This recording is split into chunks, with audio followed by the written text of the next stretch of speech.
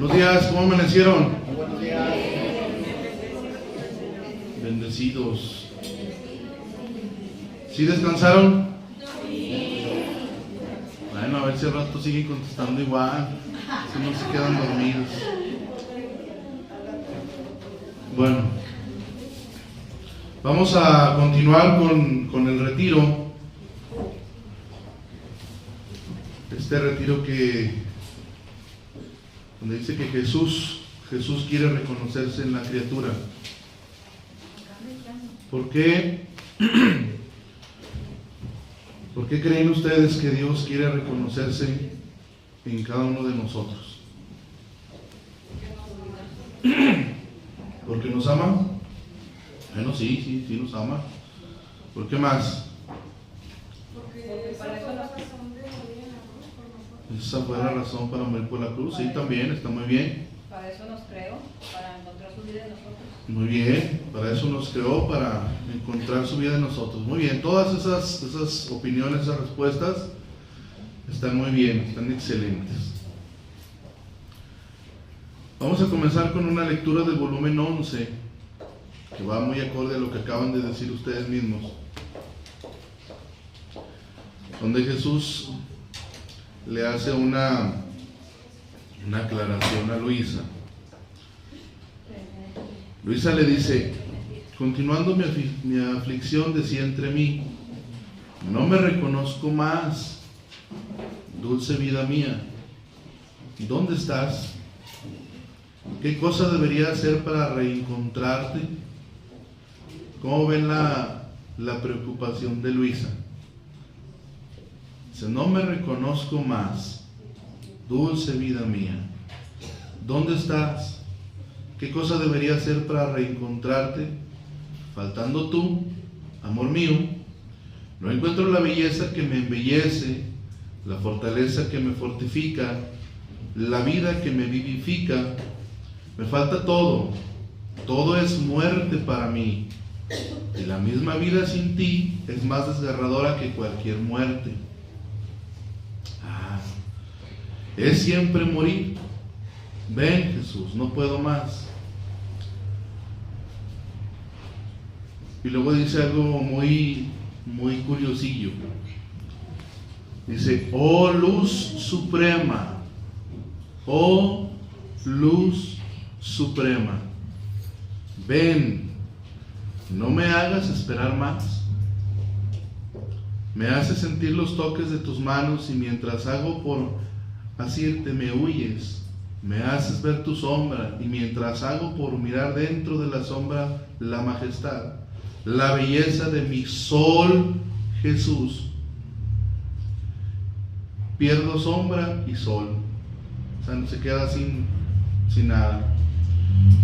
Piedad, mi corazón está atormentado, está desgarrado en pedazos, no puedo vivir más.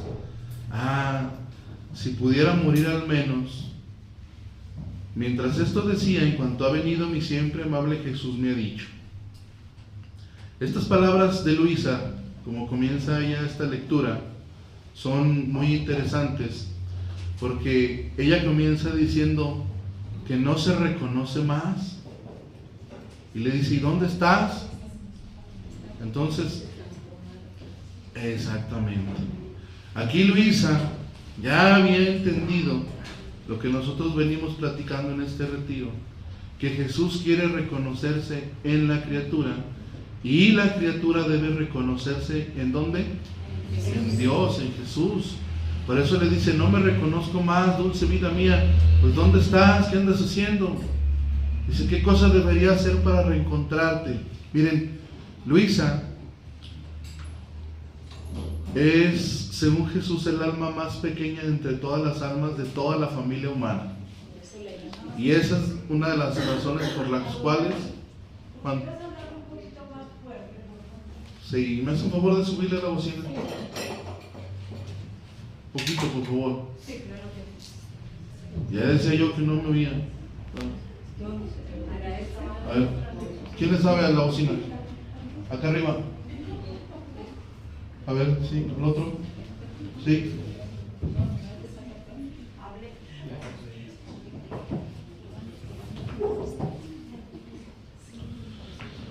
Bueno, pues me la voy a aventar a pulmón, pues.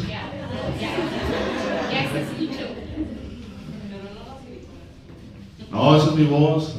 Sí hablo yo de golpeado. La 11:41. Entonces, continuando con lo que veníamos diciendo. Luisa es el alma más pequeña de todas, entre toda la familia humana, entre todos los tiempos, y es una de las razones por las cuales Jesús decide elegirla a ella, no para ser un alma víctima, no para ser una mística, no para ser una vidente, sino para desarrollar en ella su tercera obra, que es, ¿qué? El tercer fiat, la era del tercer fiat, en donde Jesús, después de haber perdido, como los niños que se enojan cuando pierden, se desquita, ¿verdad? Y al rato vamos a ver una lectura donde Jesús habla de eso. El punto aquí es que Jesús no se desquita como nosotros. Nosotros nos desquitamos enojados y queriendo devolverle el mal a la persona. Jesús no. Jesús se desquita, pero prepara su desquite con una era de amor, con un amor divino. Entonces, Luisa, teniendo esta condición de la más pequeña, entonces pues se reconoce muy mala, se reconoce que tiene muchos defectos y demás, muy diferente a lo que somos nosotros, ¿verdad? Porque nosotros pues, nos sentimos divinos y andamos pecho palomo por la calle y demás. Entonces, por eso es que ella dice, ¿qué cosa debería hacer para reencontrarte? ¿Ustedes creen que Luisa estaba separada de Dios? Claro que no. Estas palabras son más para nosotros.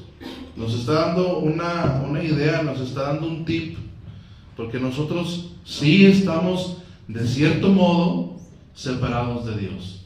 No quiere decir que lo rechacemos al 100%, porque todos nosotros hemos venido buscando a Jesús y prueba de eso es que estamos aquí, prueba de eso es que hemos sido parte de otros grupos, de otros movimientos, de asociaciones y demás puntos intermedios.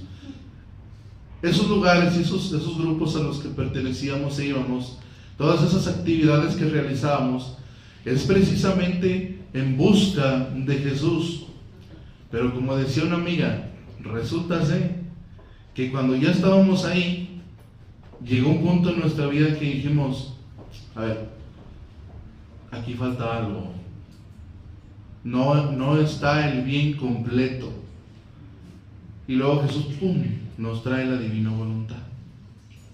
Entonces le dice, faltando tú, amor mío, no encuentro la belleza que me embellece, la fortaleza que me fortifica, la vida que me vivifica, me falta todo. Para mí, todo es muerte. ¿Por qué? Porque no estaba teniendo a Jesús. No se reconocía ella en Jesús, entre comillas. Esto es más para nosotros. Nosotros sí deberíamos de decirle a Jesús esto que le está preguntando Luisa. ¿Dónde estás? ¿Qué cosas debería hacer para reencontrarte? Es muy bonito cómo Luisa, después de hacer estas preguntas y de hacer de decir estas palabras, luego se refiere a Jesús como la luz suprema. Y le dice, ven, no me hagas esperar más. Para Luisa, esos momentos en donde no tenía la presencia sensible y real de Jesús, eran penas eternas, eran un sufrir. ¿De acuerdo?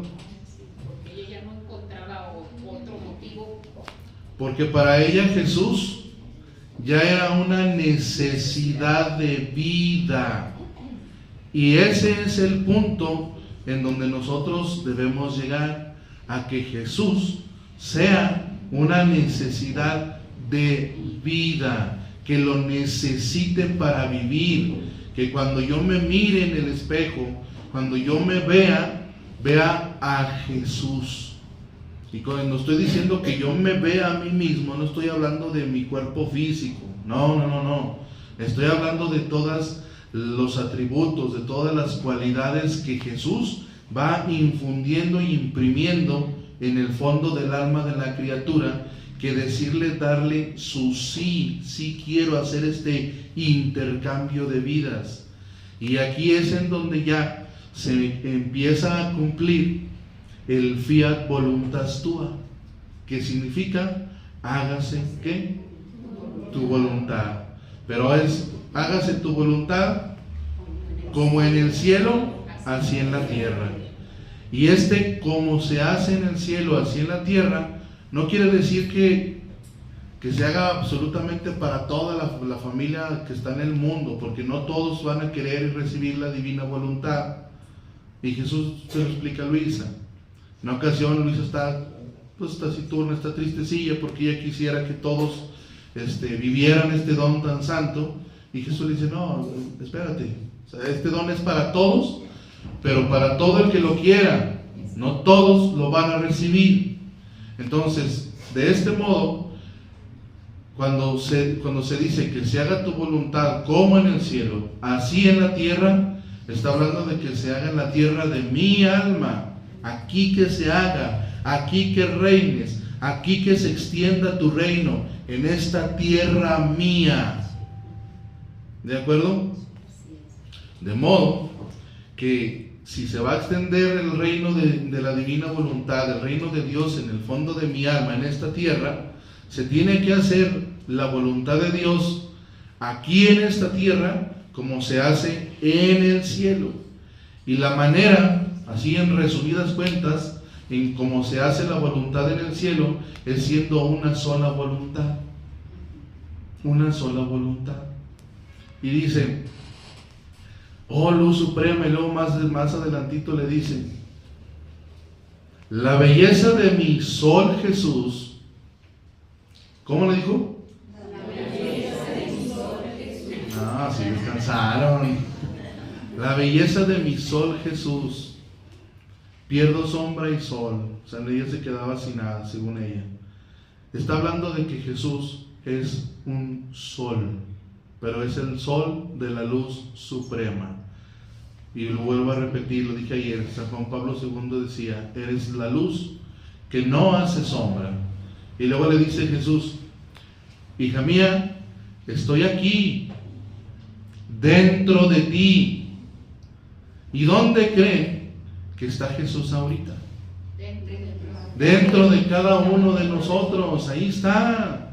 Y le dice, si quieres reconocerte, ven en mí. Y dentro de mí, ven a reconocerte. Si vienes en mí a reconocerte, te pondrás en el orden. ¿Y cómo se llama el libro del cielo? La llamada a las criaturas al puesto, al orden y a la finalidad para las que fueron creadas por Dios. ¿A dónde? Al puesto, al orden. Por eso le dice Jesús, si vienes en mí a reconocerte, te pondrás en el orden. Ahí ese es tu lugar. Dejemos de estar pensando que nuestro lugar es una personalidad creada por nosotros mismos, en donde nuestras creencias nos hacen pensar que somos superhombres, autosuficientes, que no necesitamos de nadie. Yo puedo, yo soy, yo tengo, yo puedo lograr y demás. Hay hasta cursos de superación personal y sabe cuánta cosa, en donde lo único que hacen es ir alimentando el yo. Mi voluntad humana la están inflando. Y Jesús lo que quiere es absolutamente todo lo contrario. De ese modo, volviendo yo a mi nada, reconociendo mi nada y que Dios es todo, entonces es parte de esa verdadera humildad, en donde de ese punto puedo yo partir para empezar a reconocerme en Jesús. ¿Para ser quién? Pues Jesús. Y ese punto me pone en el orden para el cual fui creado.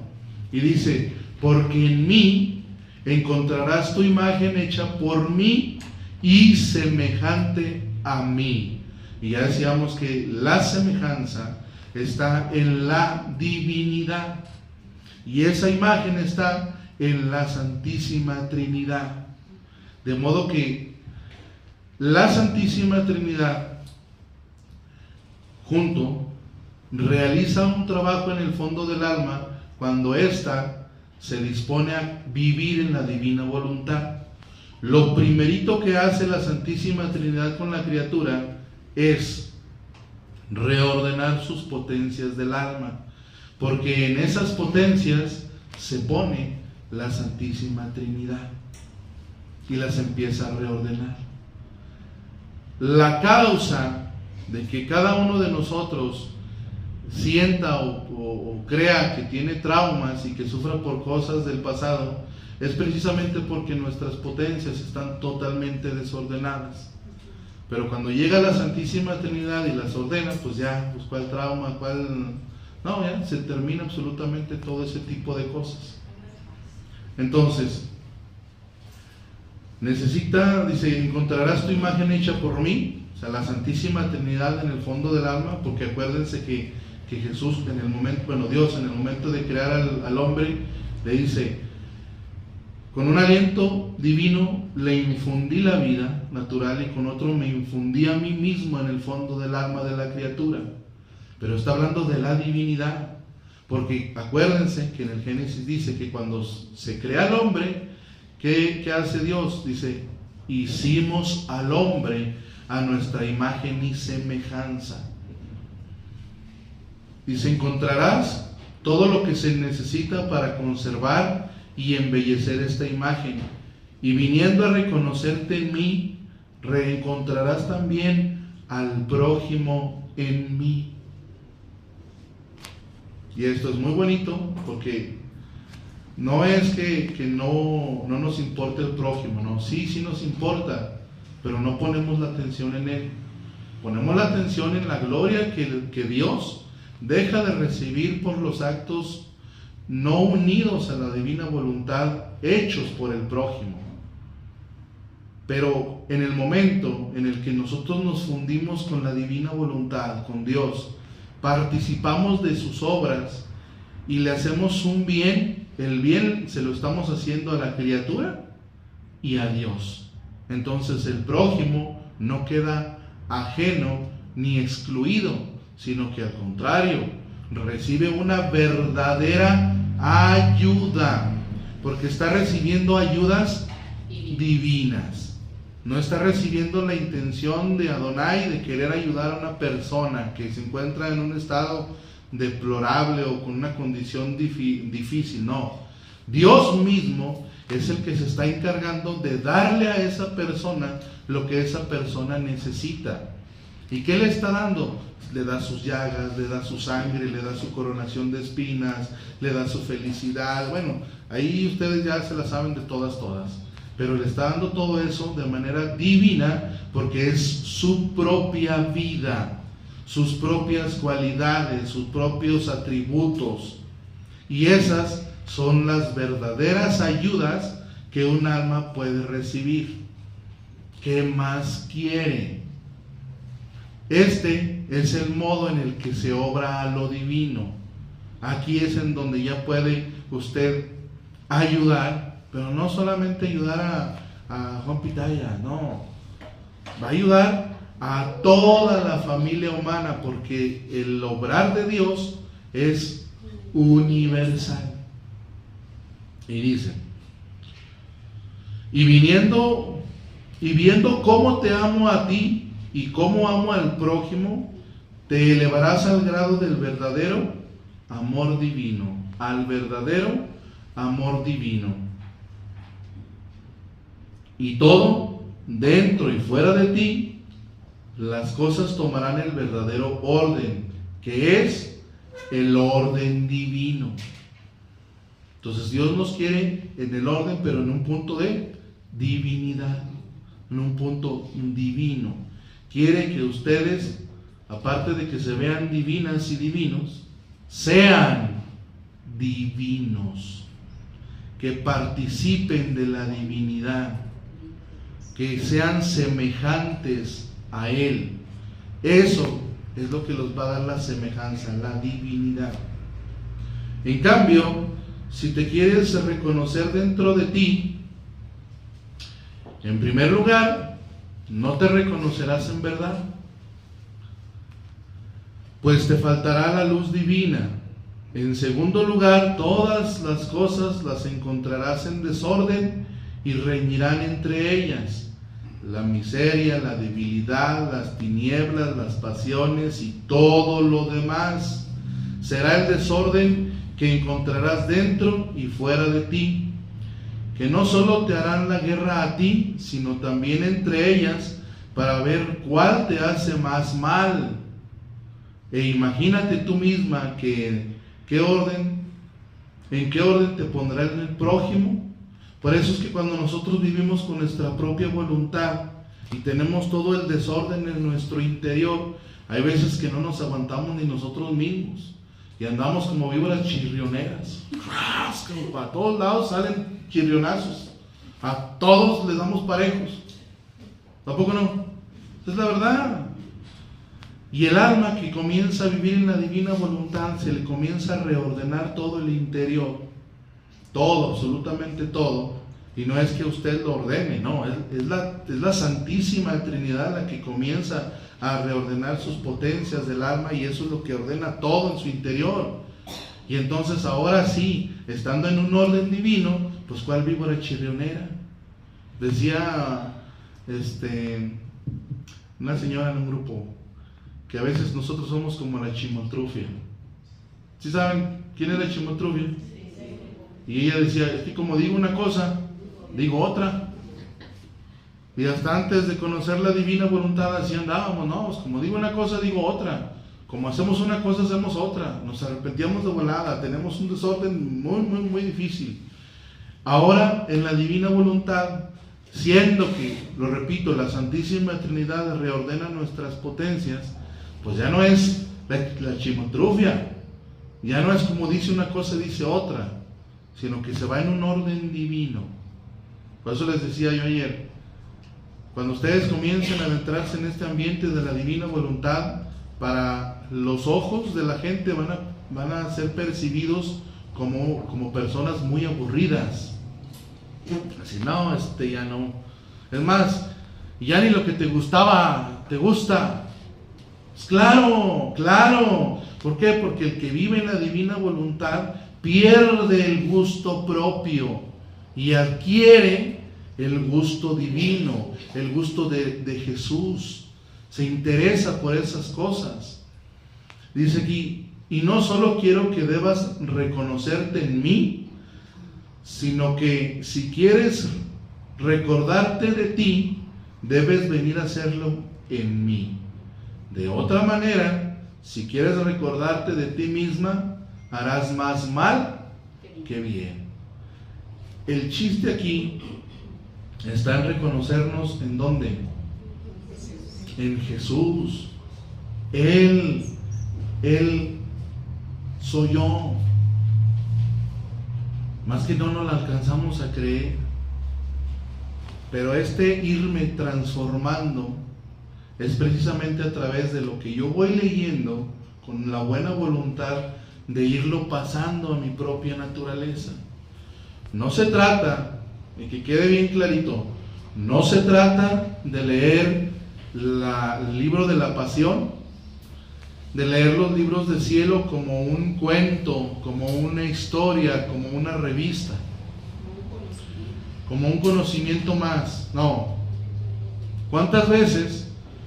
Yo sé que aquí no hay nadie así, afortunadamente, pero ¿cuántas veces no nos topamos con gente que dice, ay, qué bonito eso de la divina voluntad, es que Jesús dice unas cosas tan hermosas? Y luego los ve uno como son y dice uno, y luego ¿cuándo te la aplicas? O sea, muy bonito y todo, pero eso que se quede allá, como algo bonito que dijo Jesús. No tiene que ser algo bonito que leí, no tiene que ser algo bonito que dice Jesús. Tiene que ser algo bonito que sea mi vida. Pero ese bonito pues implica absolutamente toda la vida de Dios, la felicidad, la alegría, la bienaventuranza y el sufrimiento o su pasión.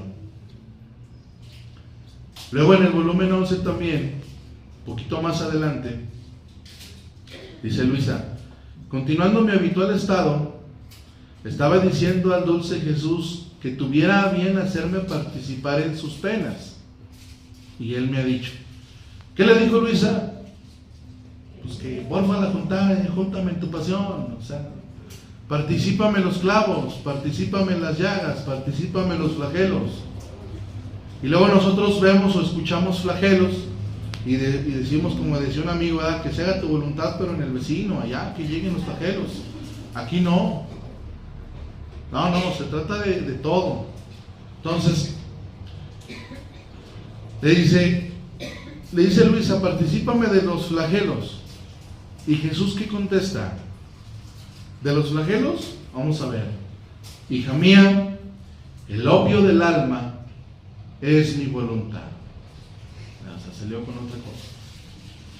Mi opio es la voluntad del alma abandonada en la mía. O sea, él lo aclara bien. O sea, no es nada más haga lo que usted quiera y yo nomás por eso te amo. Nomás porque tú haces lo que tú quieres. Así tal y como eres te amo. Nah. Vámonos quitando esa idea de que Jesús nos ama tal y como somos. No, nos ama tal y como éramos en el principio. ¿Cómo? A su imagen y semejanza. Ahí sí. Antes del pecado, en el punto del Adán inocente. Y dice, mi opio es la voluntad del alma abandonada en la mía, unida al puro amor.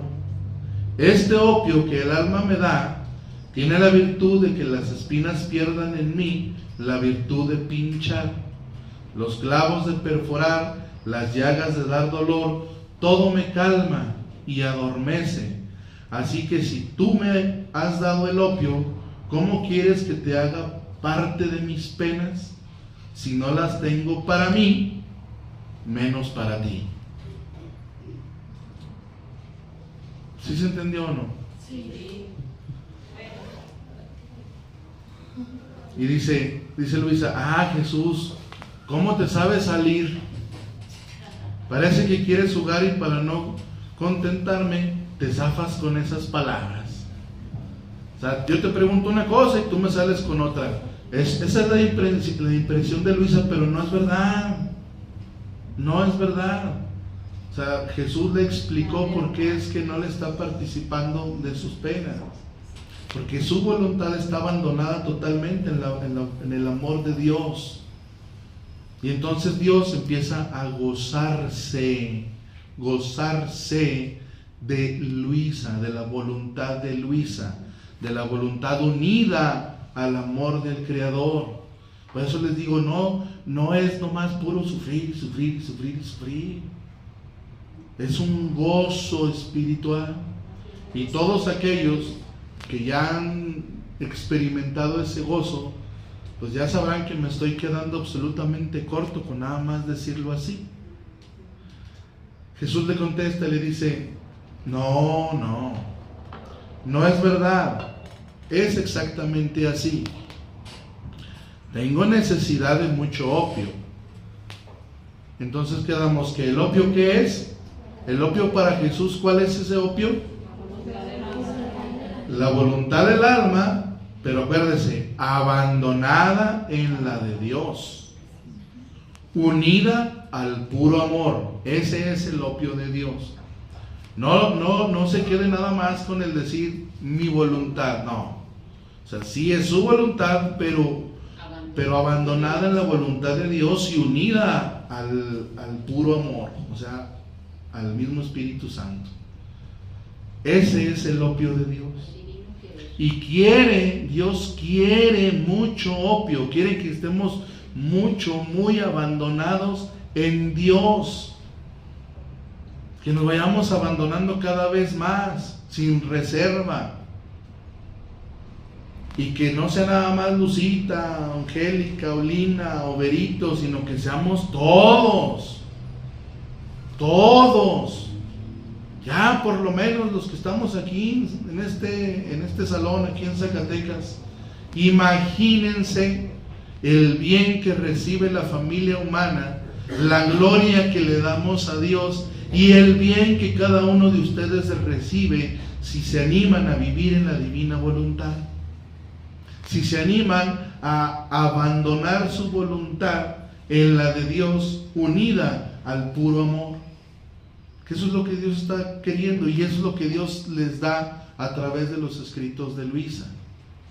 No hay excusa, no hay manera para decir, no, pues es que pues tú querías todo eso, pero yo no sabía ni cómo. No, ya le dijo cómo, ya le está dando absolutamente todas las herramientas que usted necesita para llegar a ese punto. Dice, y yo te quiero tan abandonada en mí, que no te sientas más a ti misma. Así que no reconoceré más quién eres tú, sino que solamente me reconoceré a mí en ti. Así que te diré que eres mi alma. Aquí se está poniendo ya bien. Así que te diré que eres mi alma, mi carne, mis huesos. No, si esto no les hace que les truenen la maceta, no sé qué lo va a hacer.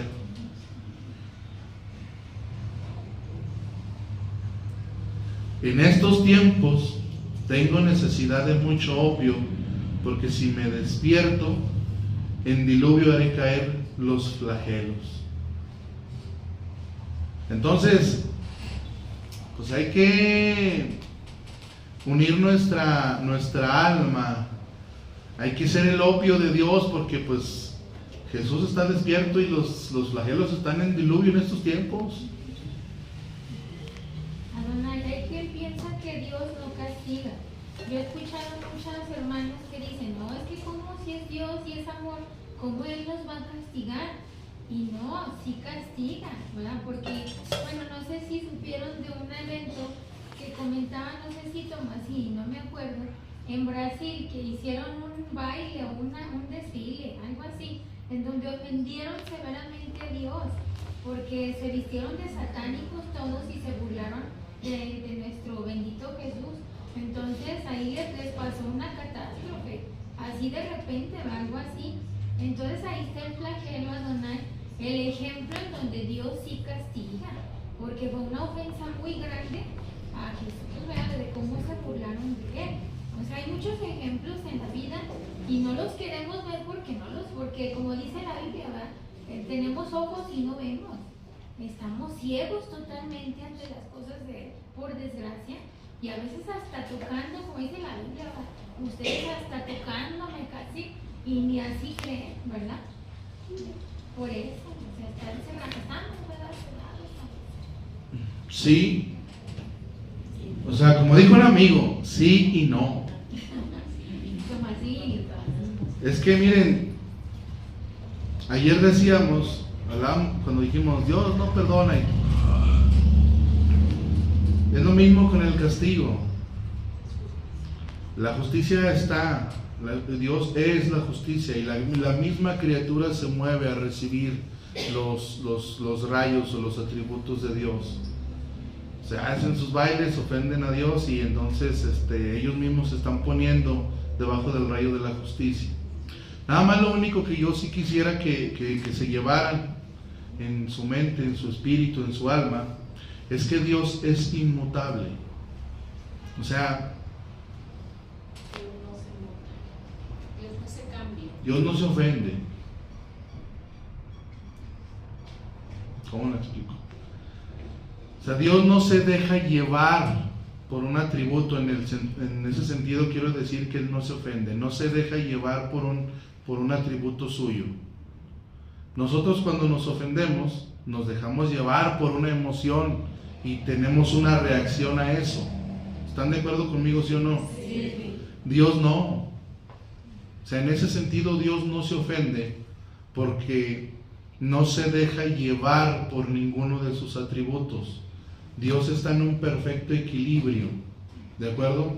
Y entonces, si lo ofendemos porque estamos haciendo cosas que están completamente fuera de Dios, pero la criatura es la que se mueve debajo del rayo de la justicia.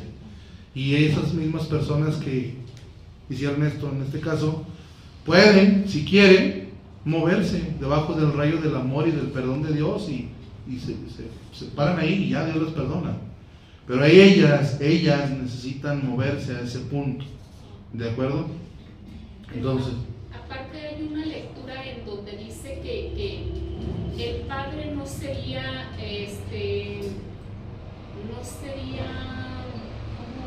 ¿cómo explicar? Si no aplica la justicia, o sea, no sería un padre, o sea, que no es un padre pasalón que deja que sus hijos hagan lo que les da su gana, o sea, que no sería un buen padre si no aplica la justicia cuando ve que sus hijos se están saliendo del orden. Entonces, también por eso es que vienen los flagelos, los castigos que decimos, ¿no? Porque si no fuera, son las correcciones que hace un padre de familia cuando un hijo se le va desviando del camino. Lo reprende, le habla, lo exhorta a que deje de hacer lo que está haciendo porque lo lleva al mal, y pues ya si no le hace caso, pues entonces ya utiliza otras formas de castigo, hasta no dejarlo salir, prohibirle, quitarle el carro, lo que sea. Dice, en esta lectura, no recuerdo qué lectura es, pero dice que no sería un buen padre si él no tratara de llamar al orden, a la corrección, a sus hijos. Entonces también desde ahí pues debemos ver esos flagelos, o sea, el orden al que Dios nos quiere llamar. Exactamente. Volviendo a lo que decíamos, en el Evangelio de Mateo, en el capítulo 5, el verso 14 al 16, dice: vosotros sois la luz del mundo. No puede ocultarse ciudad asentada sobre un monte, ni se enciende una lámpara y se le pone bajo el celemín, sobre un mueble, sino sobre el candelero, para que alumbre a cuantos hay en la casa. Así ha de lucir vuestra luz ante los hombres, para que, viendo vuestras buenas obras, glorifiquen a vuestro Padre que está en los cielos. Estas palabras de Jesús son muy interesantes, porque hace un momento Luisa, hablándole a Jesús, se refiere como la luz suprema y dice que Jesús es el sol, ¿de acuerdo? Entonces, nosotros, en el momento en el que nos vamos desuniendo, nos vamos separando, vamos rechazando voluntariamente la voluntad de Dios, esa unión con Dios, nuestra voluntad se va, nuestra alma, nuestras potencias del alma se van torciendo, se van oscureciendo, quedan entenebrecidas, muy desordenadas. Ahí está muy feo ahí, que ya lo hemos vivido. No puede decir alguien, yo nunca pasé por eso. Sí, todos llegamos a vivir esa etapa. Pero luego Jesús acá dice: vosotros sois la luz del mundo. ¿Quiénes son la luz del mundo? Pero luego dice también: así ha de lucir vuestra luz ante los hombres, para que, viendo vuestras buenas obras, glorifiquen a vuestro Padre que está en los cielos. Y aquí es en donde yo me quiero centrar, porque para poder glorificar a Dios como Él quiere y merece, necesito que exista una unidad de obras entre el Creador y la criatura. Esa es la verdadera gloria, esa es la verdadera adoración, que Dios pueda repetir su vida en cada uno de ustedes. Ayer mencionábamos que Jesús dice: no quiero estar solo, ¿se acuerdan? Y decíamos que, si no quiere estar solo, entonces le tengo que hacer yo compañía a Jesús. Pero para hacerle compañía, ¿se acuerdan de la definición que Jesús da de la compañía? Que es, si se acuerdan, que es tomar parte en todo lo que hace y sufre la persona cercana. Entonces, si tomamos parte en todo lo que hace y sufre esta persona, que es Jesús, entonces nos volvemos ¿qué? Nos volvemos Jesús. Ahí es en donde está la complacencia de Jesús, ahí están donde están todos los contentos de Dios en Jesús. De tal manera que la criatura que vive este estado del alma, en donde se unifica, se vuelve una sola cosa con Jesús, el alma de la criatura se vuelve el cielo de Dios, porque Dios empieza a gozarse de la criatura unida a su propio amor, con todos los atributos y cualidades divinas en Él, en medida de lo posible, ¿de acuerdo? Porque no es posible encerrar a todo Dios en nosotros, pero en medida de lo posible nosotros nos vamos unificando, nos vamos uniendo a Dios, y entonces Dios puede gozarse de la criatura. Entonces, por eso decíamos que Dios, el amor de Dios, que cómo puede manifestar el amor a cada criatura, está en función de qué tanto hay de Dios en la criatura. No porque no lo pueda amar, es porque nosotros no le damos el espacio para que nos ame, para que se goce en cada uno de nosotros. Y lo que hace la divina voluntad, lo que hace el Espíritu Santo a través de los escritos, es ir ensanchando en nuestro interior, es ir haciendo el espacio correcto en donde Él puede venir a reposar y gozarse en cada uno de nosotros. Pero para eso, ¿qué necesito? Abandonarme por completo en la voluntad de Dios. Ese es el requisito y el meollo del asunto. Entonces, dice en el volumen 27, dice Luis: estaba según mi costumbre comenzando mi giro en la divina voluntad, y quería reordenar todas las inteligencias creadas en orden a Dios, desde el primero al último hombre que vendrá sobre la tierra, y decía: pongo mi te amo sobre cada pensamiento de criatura, a fin de que en cada pensamiento pida el dominio del fiat divino sobre cada inteligencia. Miren, esto es un giro, esto es un pequeño giro, pero solamente, no vamos a hablar de los giros hoy, pero solamente les voy a decir una cosa para que se lo graben, para cuando ustedes hagan sus giros lo tengan muy en mente. Los giros no es lo que se dice, los giros son lo que se hace. Porque esto que acaba de decir Luisa, lo dice porque lo está haciendo. Entonces, si usted cree que hacer un giro es decir palabras bonitas que suenen bonito y nada más, entonces eso no es un giro. La intención debe ser realizar ese acto con las palabras que lo estás expresando. Sí, porque porque en la divina voluntad no existe la intención. En la divina voluntad lo que se quiere está hecho. Por eso es que Luisa, en el momento en el que dice, su intención es, lo voy a leer otra vez, dice: estaba según mi costumbre comenzando mi giro en la divina voluntad y quería reordenar todas las inteligencias creadas. Su intención es reordenar las inteligencias creadas, pero lo piensa y lo empieza a hacer, porque dice: desde el primero hasta el último hombre que vendrá sobre la tierra, y decía: pongo mi te amo sobre cada pensamiento de criatura, a fin de que en cada pensamiento pida el dominio del fiat divino sobre cada inteligencia. Y en ese momento para Dios eso está hecho, realizado y cumplido. Por eso es que esto le está dando verdadera gloria, verdadera adoración, verdadera alabanza al Padre, porque esto es lo que Dios hace. Esto es lo que Jesús hace.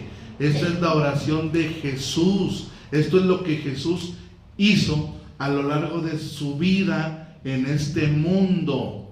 Toda su vida se la pasó haciendo este tipo de cositas. Entonces, de cierto modo, Luisa lo que hace es tomar esos actos suspendidos de la divina voluntad, hacerlos propios, vivirlos y entregárselos al Padre para darle gloria, honor y alabanza, porque está repitiendo la vida de Jesús en ella. Y luego dice, pero mientras esto hacía, pensaba entre mí, ¿cómo puedo yo llegar a cubrir con mi te amo cada pensamiento de criatura? Fíjense, primero lo hace y luego que, ay, ¿cómo? ¿Sí será? Eso es lo que muchos de nosotros pensamos. Es más, eso es lo que acaban de decir ahorita. Y dice, hija mía, con mi querer puedes todo y puedes llegar a todo. Y antes de continuar, nada más una cosa, acuérdense que la columna vertebral o el fundamento de la divina voluntad es la fe. Si yo le creo a Jesús lo que me está diciendo aquí, o sea, que es verdad esto y que ese acto está hecho y cumplido, entonces en verdad es así. Pero si yo no me la estoy creyendo y no le creo a Jesús, pues se va a quedar en simples palabras vacías. Ahora, tú debes saber que el hombre antes de la culpa, en cada pensamiento suyo que hacía, en cada pensamiento suyo, en cada mirada, palabra, obra, paso, latido, daba a Dios su acto.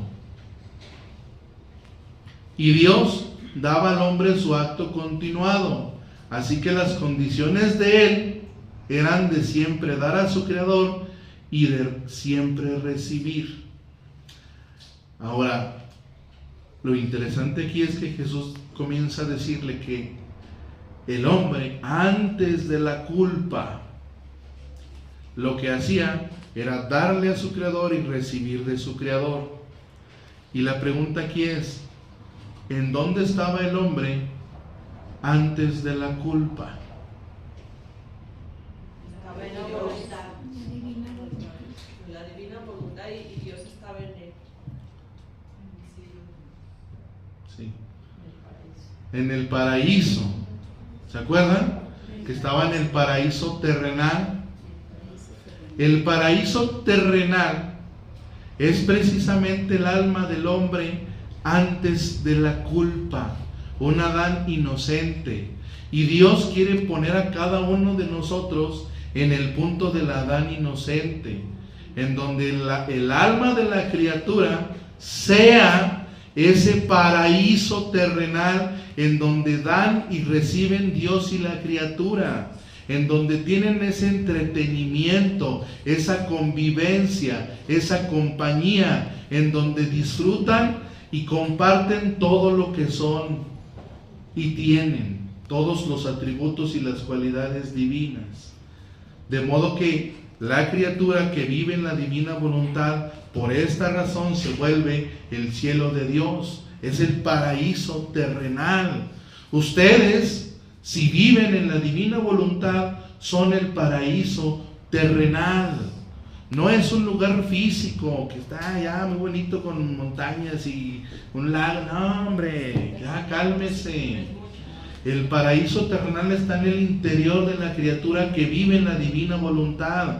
Ahí están los soles, ahí están los mares, ahí están los ríos, ahí están las flores, ahí están las estrellas. Y entiéndase por soles, mares y demás, no que se los vaya a meter en el interior del alma, pero están los atributos divinos que Dios puso en cada cosa creada. Y conforme usted participa de esas cosas, las va introduciendo en el interior de su alma, y ahí empieza el gozo entre Dios y la criatura. Ahí empieza el cielo.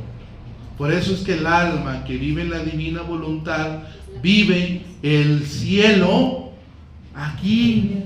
No tiene que esperar a que cuelgue los tenis, no tiene que esperar a morirse.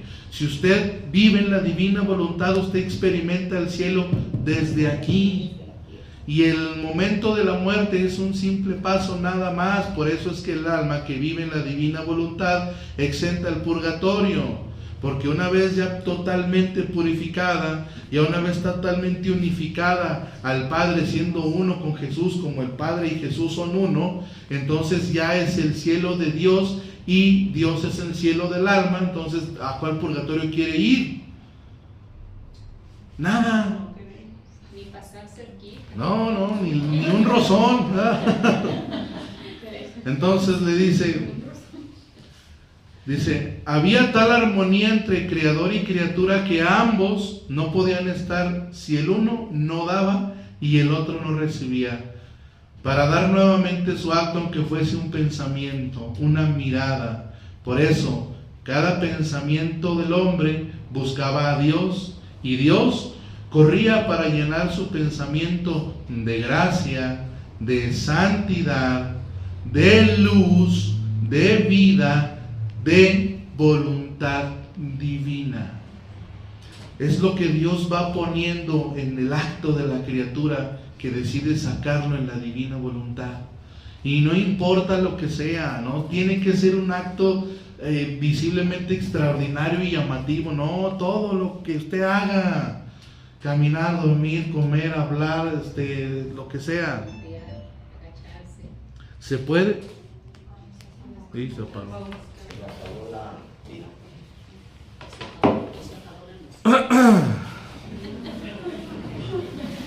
Se puede decir que el más pequeño acto del hombre amaba y reconocía a aquel que le había dado la vida, y Dios lo amaba correspondiéndole con su amor y con hacer crecer en cada pequeño y gran acto del hombre su vida divina. Entonces, ¿qué es lo que hace Dios?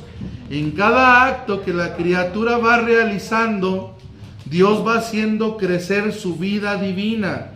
Por eso es que la vida divina se va desarrollando en función de los actos continuos hechos en la divina voluntad, para que se vuelvan gracia, santidad, luz y vida divina.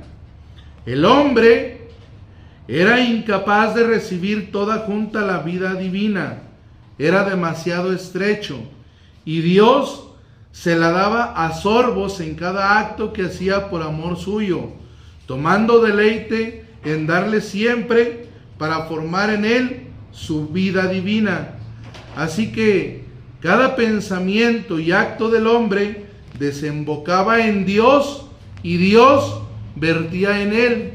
Este era el verdadero orden de la creación. Este era el verdadero orden de la creación. Una relación de amor en donde Dios y la criatura están dándose continuamente el uno al otro. Se están dando uno al otro, se están dando en plenitud. Gracias. Ojalá que sí me hayan escuchado lo que decían. Se están dando en plenitud el uno al otro. Ese es el verdadero orden de la creación. Y nosotros, cuando no estamos o no tenemos nuestros actos unidos a la divina voluntad, hacemos todo menos tener una relación de amor verdadero con Jesús. ¿Por qué? Y sin raspar muebles ni nada. Amamos mucho a Jesús y todos decimos, no, pues sí. Pero, ¿y pensamos en Él todo el día? ¿Le damos nuestros actos todo el día? ¿Estamos ofreciendo todo el día? ¿Nos unimos a Dios todo el día? ¿Estamos uniendo nuestros sufrimientos y dolores a Jesús todo el día? Espero que ahorita sí, pero hasta antes de conocer la divina voluntad, pues no, porque teníamos a lo mejor un día a la semana, que es el domingo, para ir a misa, y ya nos persinamos, llegamos tarde, nos vamos temprano para ir a comer, y luego, ¿qué hacemos? Nos olvidamos de Dios absolutamente todo. Le pasa al hombre como le pasó a los apóstoles en aquella ocasión en donde iban en su barca, iban en el mar, y luego pues empieza la tormenta. ¿Y qué hacen los apóstoles? Le dicen a Jesús, No, le dicen a Jesús, no, maestro, tú aquí espérate, tú siéntate aquí, nosotros somos los marineros. ¿Cómo te vamos a molestar si tú eres el Dios? No, tú aquí siéntate. Ahorita nosotros resolvemos esta situación y te llevamos a un puerto seguro. Y luego Dios, ¿qué hace? ¿Qué hace Jesús? Pues yo pienso que a lo mejor, yo pienso que estaba haciéndose el dormido. Yo pienso que se hace el dormido. Porque Jesús en alguna parte de la Biblia calma una tempestad en el mar. Así nomás, cállate, se calma todo. ¿Ustedes creen que si tienen la capacidad para calmar el mar, no tienen la capacidad para agitar el agua? Sí. Claro que sí. Entonces Jesús, yo pienso, se hace el dormido y pues ahorita empiezo a quitarles el agua a estos compas para que vean. Empieza todo y empiezan a batallar y todo, y cuando ya están hasta acá de todo, no saben ya qué hacer, voltean y lo que hacemos nosotros. Estás dormido mejor. Maestro, yo aquí batallando y estoy dormido. Uno con mis problemas y tú allá ni me escuchas ni nada. Yo te hago tu oración y voy a misa los domingos y comulgo y doy mi limosna, ayudo al pobre y no me haces caso. Y Jesús cae a decir, no, este cristiano, pobre hombre de poca fe. No, vamos regresando al orden establecido por Dios, a ese verdadero orden en la creación, en donde la criatura se desemboca en Dios y Dios vierte todo lo que Él es en la criatura, donde no hay distinción ya entre quién es quién, sino que ya lo único que se ve es Jesús Lucita y Jesús Juan Pérez y Jesús María y Jesús así demás. A ese es el punto en el que estamos llamados. Le dice Jesús, encontrar en el hombre en cada acto suyo a su Creador, para darle su luz y lo que había establecido darle. ¿Qué había establecido Dios darle a la criatura? La santidad. Todo. O sea, Dios quería donarse completamente a la criatura. Él quería ser la vida de cada uno de nosotros. Bueno, no quería, Él quiere ser la vida de cada uno de nosotros. Y nosotros, con el hacer nuestra propia voluntad, tomamos el impulso de vida divina que nos mantiene aquí y lo torcemos. Matamos la vida divina que Dios nos está ofreciendo para sacar de nosotros un acto hecho de pura voluntad humana. Y nada más como dato, acuérdense que los actos toman las características de la voluntad con la que se realiza. Por eso nuestros actos que sacamos con nuestra voluntad pues se acaban, se mueren, se deterioran, son débiles, no tienen fuerza. Por eso, aunque sean adoraciones, aunque sean visitas al Santísimo, aunque sean, si no llevan la vida o la intención o si no llevan la unión con la vida divina, pues para Jesús no es. Una duda, hablando de los atributos de la creación, lo que nos dotó Dios al principio, hablando de nuestra Virgencita, ella obviamente se libra del pecado original. Entonces cuando ella viene sin mancha, viene inmaculada. Mi duda es si tuvo la enfermedad, porque ya ven que la enfermedad es herencia de habernos salido precisamente de su origen. Mi duda es si ella y Jesús, como tales personajes divinos, si tuvieron alguna enfermedad, ¿cómo estuvo ese proceso en su vida terrena? Si se supone, no se supone, si están fuera de ese pecado, de las consecuencias del pecado original, ¿sí se habrán enfermado como tal o eso? Mire, Jesús, en un momento que Luisa le cuestiona sobre su mamá, le voy a decir como dice Jesús: con mi mamá no te metas. O sea, nuestra Madre Santísima, esa parte, ¿verdad? Lo único que para resolver la duda es que la creación del hombre implicaba que, como la vida del hombre en naturaleza era la vida divina, entonces Adán en un principio era inmortal. No existía enfermedad, no existía deterioro, no existía nada. El deterioro, la enfermedad, la muerte entran en la criatura a partir de la... bueno, sí es el pecado original, pero el pecado original no es pecado original. El pecado original es la ausencia de la vida divina en la criatura. Entonces, la enfermedad, la muerte, el deterioro y demás puntos intermedios entran a la criatura por la falta de esa vida divina en la criatura. ¿De acuerdo? Entonces, nuestra Madre Santísima, para ella nacer, para el nacimiento de nuestra Madre Santísima, primero se purifica en donde iba a estar el germen de María, o sea, el vientre de Santa Ana. Lo purifican para que no tenga la capacidad de heredarle el pecado original. Ahora, ella es inmaculada por el hecho de que se le aplican los méritos anticipados de la redención de Jesús. Entonces, María, no hay manera de que ella pueda heredar absolutamente nada, ¿de acuerdo? Entonces, nada malo. Por eso es que nuestra Madre Santísima, desde el principio, ella tiene la vida divina en posesión, porque en el momento de la creación de su alma, y está en el día 4 del libro de la Reina del Cielo, en el reino de la divina voluntad, en ese momento es llevada a la prueba. Todos tenemos que ser probados. María también, sí, María también. Entonces, en el momento de la creación de su alma, recibe su prueba y ella ve y conoce todo el mal que realiza y provoca la voluntad humana. Y dice nuestra Madre Santísima, y sintiendo horror de lo que hace la voluntad humana en la criatura, decidí atar mi voluntad a los pies del trono del Padre. De modo que ella toma su decisión de vivir una vida divina en la eternidad desde siempre. Entonces ella posee la vida de Dios, posee la vida divina desde la creación de su alma, por así decirlo, y vive su vida, la vive, se desarrolla y la cumple, ¿de acuerdo? Hasta su ascensión al cielo. Y Jesús, pues en Jesús no hay nada que decir, porque Él es el verdadero Dios y verdadero hombre.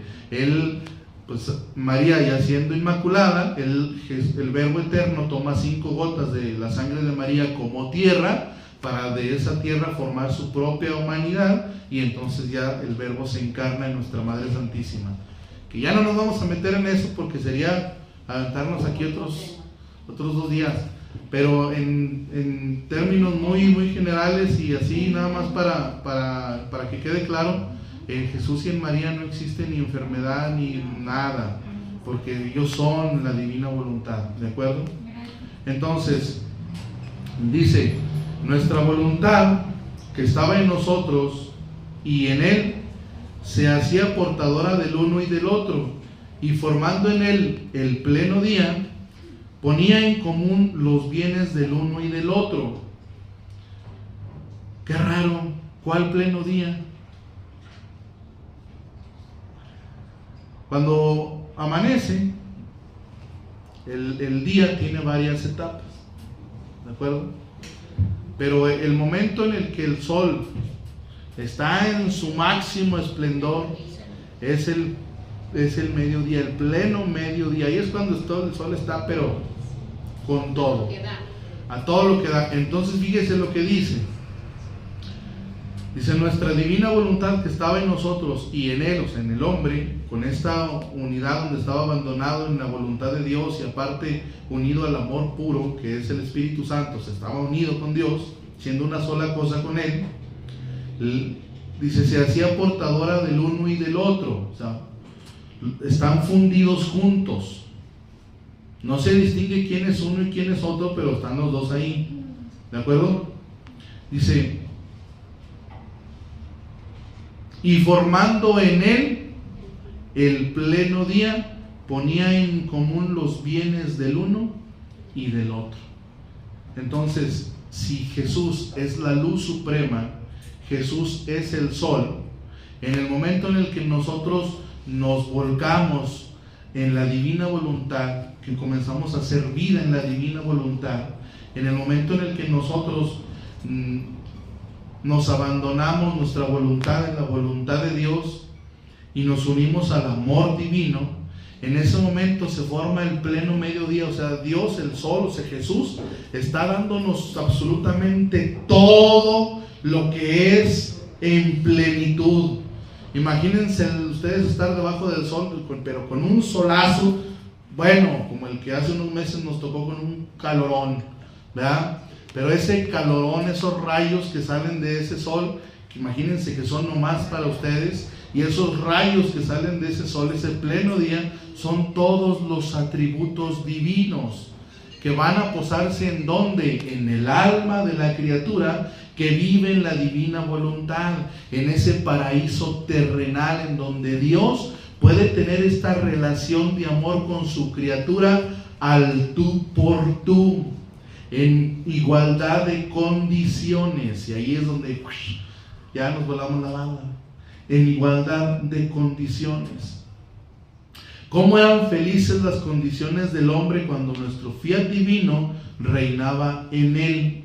Se puede decir que crecía sobre nuestras rodillas, adherido a nuestro pecho, de donde tomaba su crecimiento y su formación.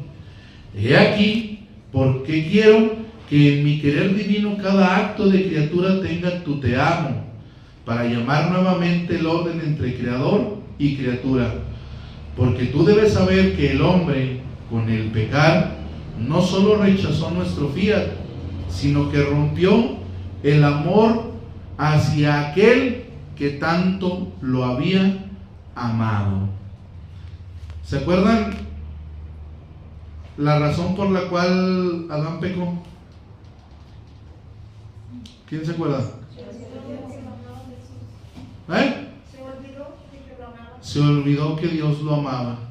Y en ese olvidarse que Dios lo ama, él no solo rechaza, sino que aparte de que rompe el amor hacia aquel que lo había creado, se pone a distancia de su creador. Y el amor lejano no puede formar vida. El amor lejano no puede formar vida, porque el verdadero amor siente la necesidad de ser alimentado por el amor de aquel que ama y de estarse de tal forma cercano que le resulte imposible el separarse. Entonces, si el verdadero amor necesita ser alimentado por aquel que ama, o sea, acuérdense de la necesidad de naturaleza de Dios, ser amar y ser amado, pero ser amado con un amor divino. Entonces, este movimiento, esta correspondencia de amor hace que se forme el verdadero amor, las verdaderas relaciones de amor entre la criatura y Dios. Entonces, para yo poder amar a Dios, necesito vivir en la divina voluntad, para amarlo como Él quiere y merece ser amado.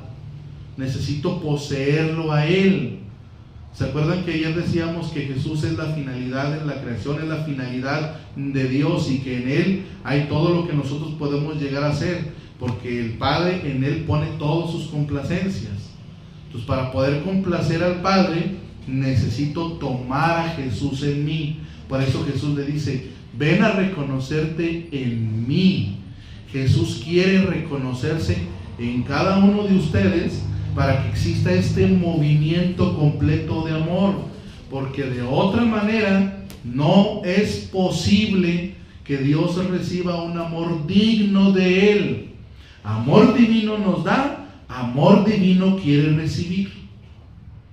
Y que quede clarita este punto. Ustedes que ya conocen esto, no pueden decirle a Dios: no, pues no sabía, aquí están mis virtudes. No. Acuérdense, ya de esta mafia ni con los pies por delante, y ya no sale. Ya entró, pues mejor échale ganas, porque aquí se va a quedar. Una preguntita, por favor. Más bien un poco de abundamiento. Aquí dice Jesús es la finalidad de Dios. ¿Cómo lo capitalizo más profundamente si es el mismo? Es el mismo Dios. O sea, Él es el mismo fin. sí me queda claro, pero es la finalidad de Dios, sí. Pero tiene que tener un más allá. ¿Me espera como 2 horas? No, es que eso que usted está diciendo lo vamos a desmenuzar al ratito en otro tema. Como en 2 horas. Como en unas 2 horas. Porque aparte, ya se nos está acabando el tiempo de esto y no nos va a dar, pero no se me olvida. Ahí estábamos pendientes, ¿sí? ¿Qué lección es? Es la 2717 de noviembre 30 de 1929. Entonces, ya se me perdió aquí está. Así que la vida del amor creado por nosotros al crear al hombre quedó sin alimento. No se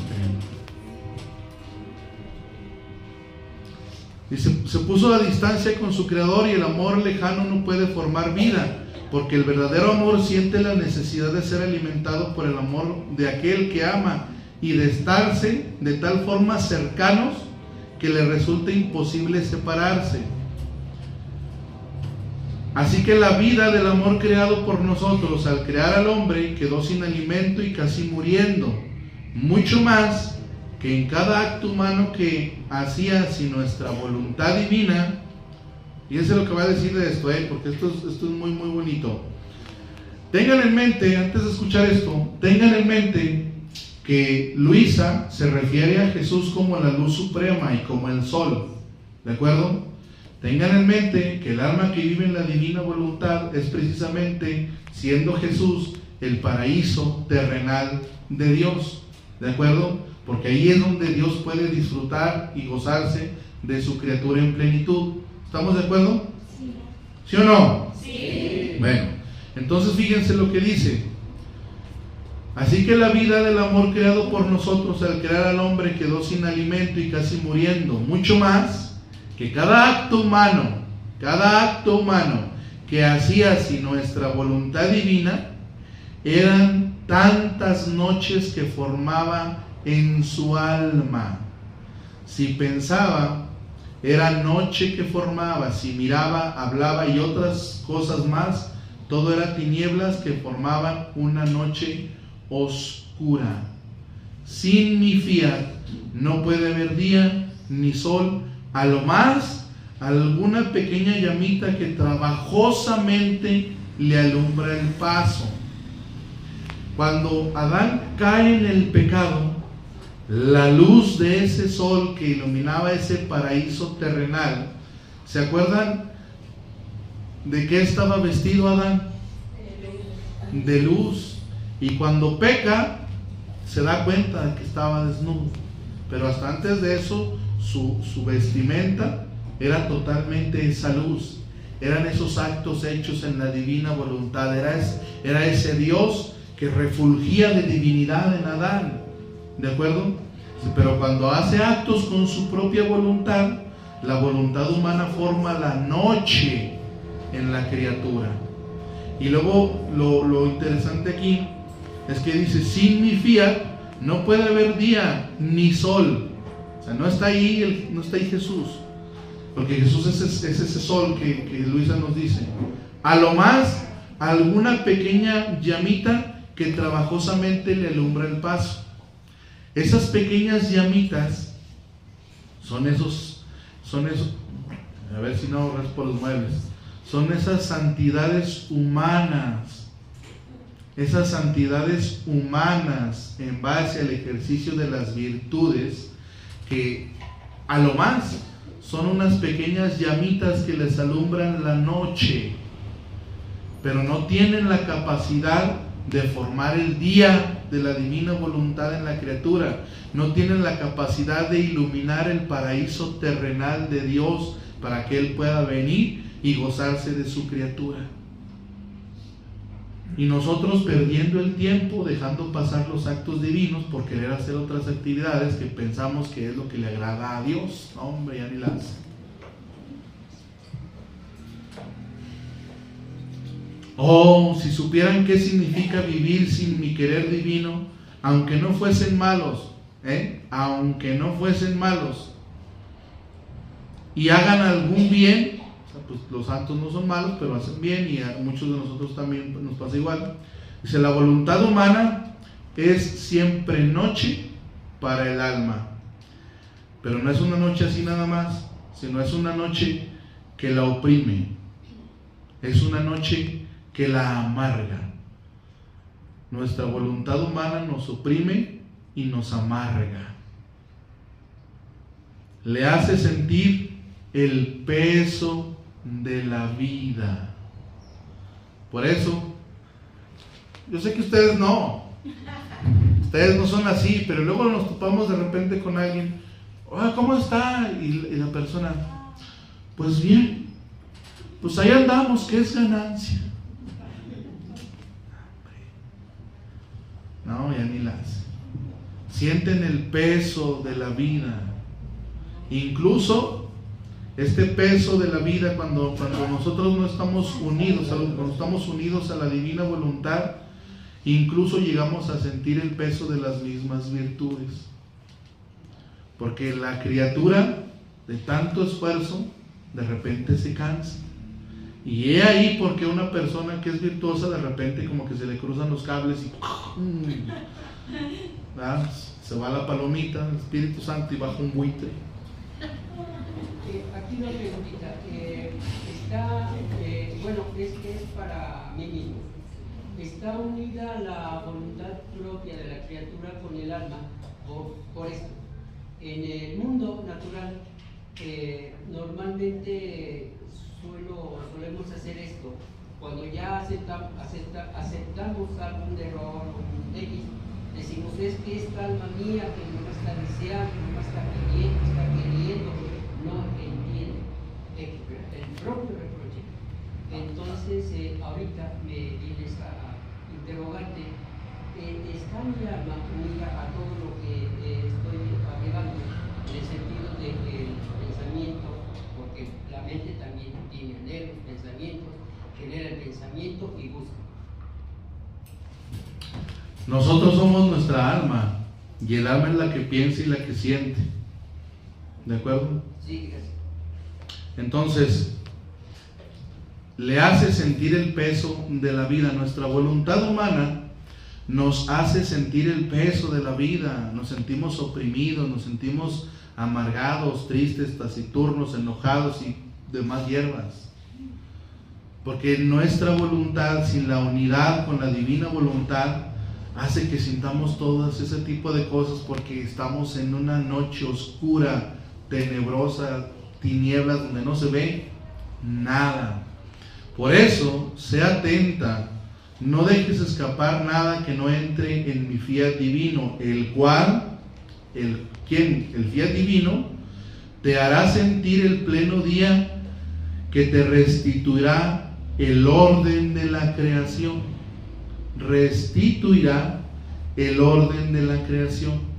Entonces, si Adán es el que, por hacer un acto de su propia voluntad, rompe esta relación de amor y es expulsado del paraíso, el ir haciendo estos actos en la divina voluntad me restituye en el paraíso de Dios y el paraíso de mi alma, que mi paraíso es gozarme de Dios y el paraíso de Dios es gozarse de la criatura que vive en la divina voluntad, que posee a Dios como una cosa propia. Llamará nuevamente la armonía que pondrá en vigor el dar continuo de tus actos y el recibir continuado de tu Creador. Este intercambio de vidas en donde se da Dios se da al alma y el alma se da a Dios, en esos intercambios de actos divinos. Dice, y abrazando a toda la familia humana podrás impetrar que regrese el orden del como fueron creadas. ¿Qué es impetrar?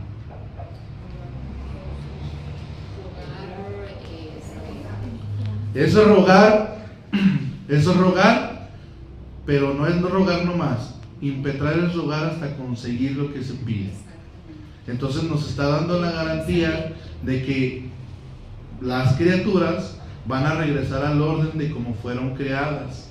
Luisa Picarreta, siendo ella la tercera obra de Dios y la cabeza de la misión de transmitir este don de la divina voluntad obrante en la criatura, ya nos lo consiguió, ya fundó el reino de la divina voluntad. Ya no, lo único que falta es que usted se adentre en este reino de la divina voluntad, tomando del Espíritu Santo, tomando de estos escritos que a través de Luisa nos fueron transmitidos. Y dice: que cese la noche de la voluntad humana y surja el pleno día de mi voluntad, de mi divina voluntad. Regresen a Dios, fíjense lo que estoy diciendo, regresen a Dios, a su paraíso terrenal. Inviten a Dios a que pueda gozarse, a que pueda reposarse, a que pueda disfrutar de su criatura tal y como Él la creó, tal y como Él la pensó. No le roben a Dios el derecho de ser ustedes su paraíso terrenal. Pues vámonos a un receso y luego ya venimos y continuamos.